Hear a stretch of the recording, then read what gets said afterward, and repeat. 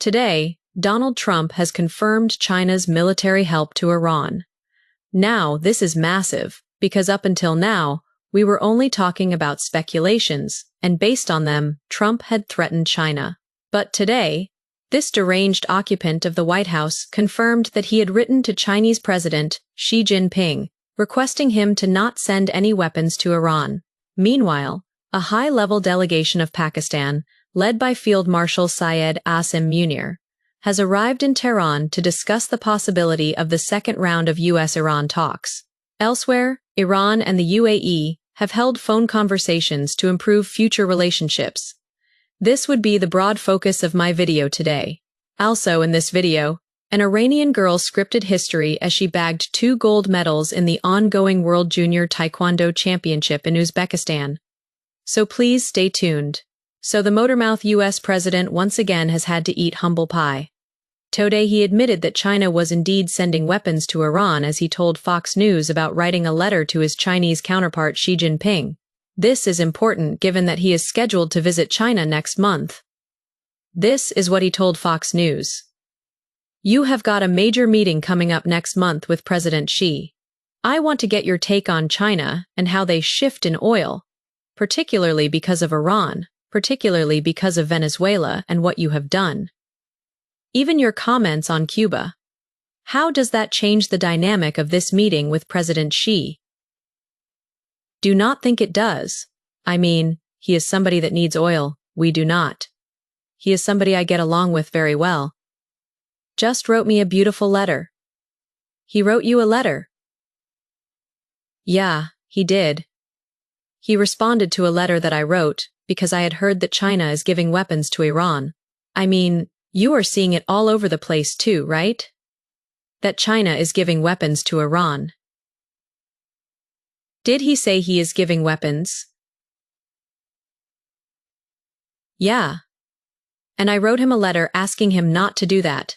And he wrote me a letter saying that essentially he is not doing that.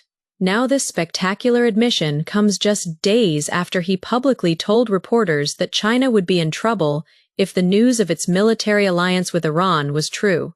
Only yesterday, BBC security correspondent Frank Gardner said that there were discussions in China about using its naval power to safely escort its ships through the Persian Gulf to deal with the US blockade. But China may not need to engage its navy against the US blockade in the Persian Gulf, because the US military's threats have so far turned out to be a big joke.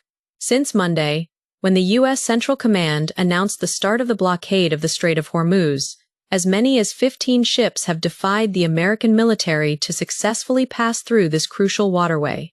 And according to the BBC, 9 of these ships have been linked to Iran yesterday.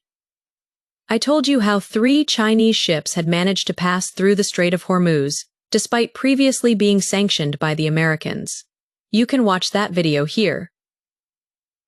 Among those 15 ships passing through the Strait of Hormuz in the last 48 hours are also some ships who paid a toll to Iran in order to secure a safe passage through this waterway. Why is this important?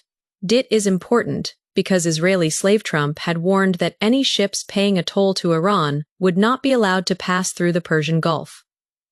No, this is a crushing blow to the so-called supremacy of the US military.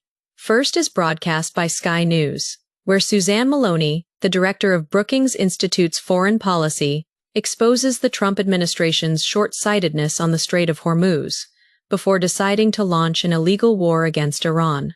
Well, I hope that the US administration will, in the future, adopt a more holistic approach to thinking through the potential outcomes to conflicts that are being contemplated.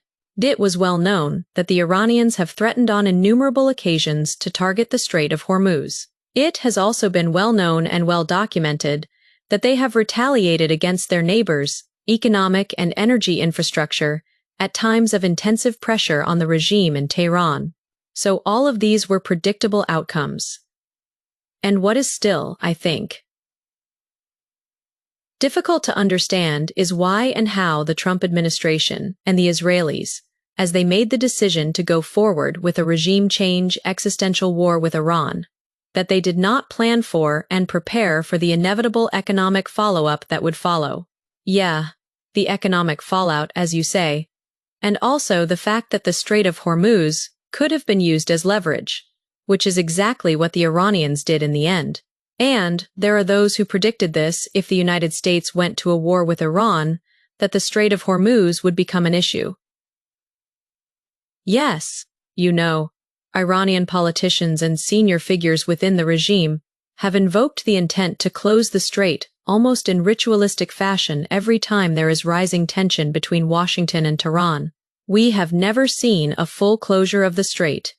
We have never seen a sustained full closure of the strait, and so we are in, to some extent, unprecedented circumstances. But this move by the Iranians was absolutely anticipated by anyone who had studied the behavior of the regime, and certainly all those in the U.S. military who have engaged in countless preparatory exercises and planning and strategic documentation in case of any contingency that would require U.S. military action against the regime. So the failure to prepare for and plan for this outcome is still, I think, baffling. There is more bad news for Trump in the region. Yesterday, Trump's most trusted TV channel, Fox News, said that Iran may try to close down the Bab el-Mandeb Strait if Trump posed difficulties for the Islamic Republic in the Persian Gulf. But the truth is that although Saudi Arabia wants us to finish the job, they are not happy with the blockade because they are worried the response is going to be to shut off the Red Sea, where they have rerouted almost over their oil, and they are back up to pre-war levels. It is a great question. They are concerned about Bab el-Mandeb, which is the Gateway of Tears as it is called in Arabic to the Red Sea. And this is a focal point because Saudi Arabia previously conducted negotiations with the Houthis and was able to develop a ceasefire between Houthis' forces and their forces to keep this critical waterway open. There is concern that in response to the blockade of the Strait of Hormuz and Iranian ports, that the Iranians could use one of their largest proxies, the Houthis, to try and block the Red Sea. Now, if this does take place, it raises questions about what the response could be, and if the Israelis could be more directly involved in responding toward Houthi forces. We do know over the past 2 years both the United States and Israel have conducted airstrikes against the Houthis. Today, Iran issued an official statement threatening to shut down the Bab el-Mandeb Strait if the U.S. did not end its illegal blockade of the Strait of Hormuz. Bab el-Mandeb Strait connects the Red Sea to the wider Indian Ocean. This would have further catastrophic impact on the global economy. Hence reports of Saudi Arabia making desperate attempts to end the blockade of the Strait of Hormuz. Meanwhile, even the UAE has begun taking steps to end hostilities with Iran. Today, UAE Vice President Sheikh Mansour bin Zayed Al Nahyan held a telephonic conversation with the Iranian parliament speaker, Mohammad Bagher Ghalibaf.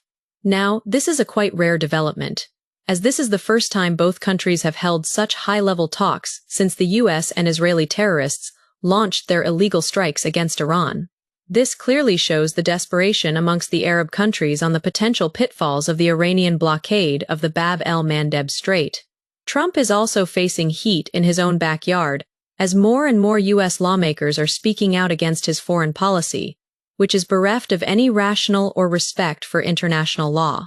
If we allow this as a Congress, this is the new standard. Donald Trump can wage war on Cuba next for 30 to 60 days before having to consult Congress. Donald Trump could invade Greenland. These are not hypotheticals. He has said he is going to take Cuba. He said he is going to take Greenland. The standard this Congress, the Republicans in this Congress are saying is the president could attack any country, pledge billions of dollars, have multiple American lives lost, and there will be no congressional action whatsoever until 60 days. That would shred the very ideals of the Constitution of the United States of America. It cannot be allowed. But if you are going to ask a simple question, what threshold it should have been immediately when this president launched a war? It should have been immediately. If not that, then it should have been when American lives started to get lost. If not that, then it should have been when our jets and planes were shot down. If not that, It should have been after a school of children were bombed and killed. At what point does Congress act? Does it hold an open hearing? Does it ask for accountability? Does it ask for an accounting?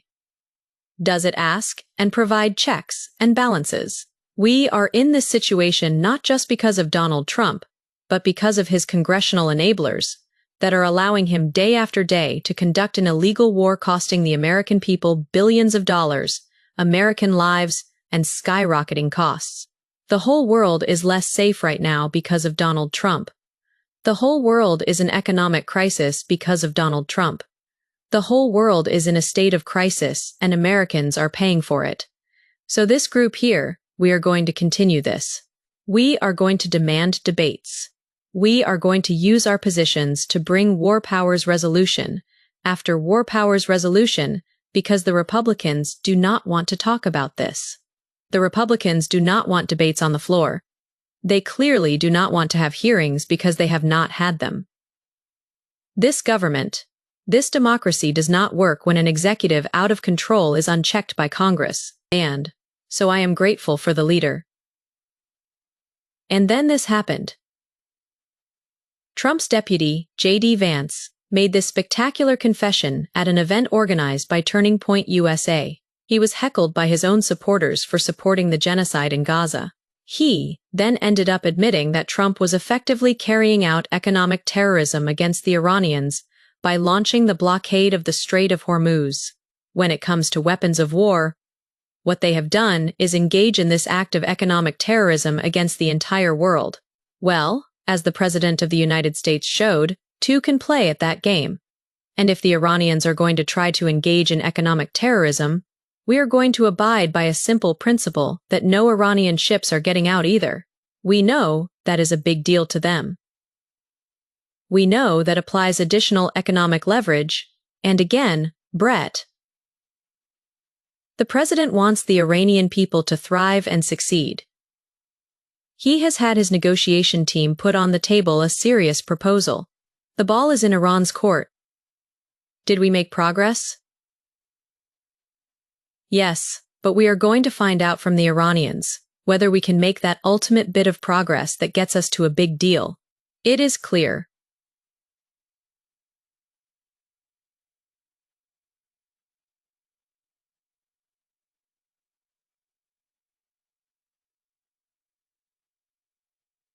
And his Mao sent a high-level Pakistani delegation with a request for a second round of diplomatic talks with Iran. The Pakistani delegation, led by Asim Munir, arrived in Tehran moments ago. This was the moment when Asim Munir and the other members of his delegation were welcomed by Iranian Foreign Minister Abbas Araqi. You have to understand that Iran is not in a hurry. But Trump is. The longer this conflict continues, the more of a bloodbath his country's economy, the American economy, is going to face. Let us hope that sanity prevails and this erratic administration finally takes reasonable steps to end the madness that he started to please his war criminal Israeli master Benjamin Netanyahu, even though the Israeli lobby's mask is off now. This is pro-Israeli lawyer Alan Dershowitz. He wants Tel Aviv and Netanyahu to keep fighting while he and other Israeli billionaire Miriam Adelson takes care of Trump. The goals of the United States and Israel are different when it comes to Iran. And we see that in Lebanon, where Israel is feeling pressure from the president to tone down its attacks.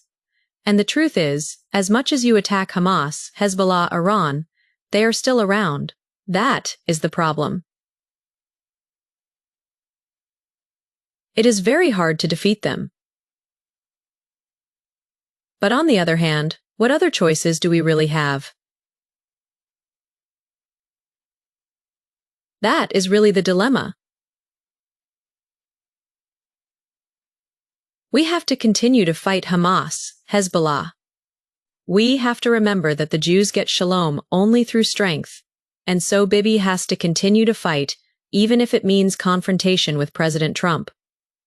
Leave that to Americans. We will take care of President Trump. You know, I met with him over Hanukkah, spent a half an hour or so with him in the Oval Office talking about Iran. He was very receptive, and I know that Miriam Adelson talks to him from time to time. I talk to other members of the administration from time to time. There is a lot of support for Israel within the administration. But it is moderated by the fact that, as you say, America has a slightly different interest. America is cooked for as long as these rogue Israeli agents are not stopped. I will leave you with this beautiful clip of an Iranian girl who won not one but 2 gold medals last night in the ongoing World Junior Taekwondo Championship in Tashkent. Mind you, these athletes have come here to take part in this championship immediately after facing the brutal onslaught by the American and Israeli terrorists.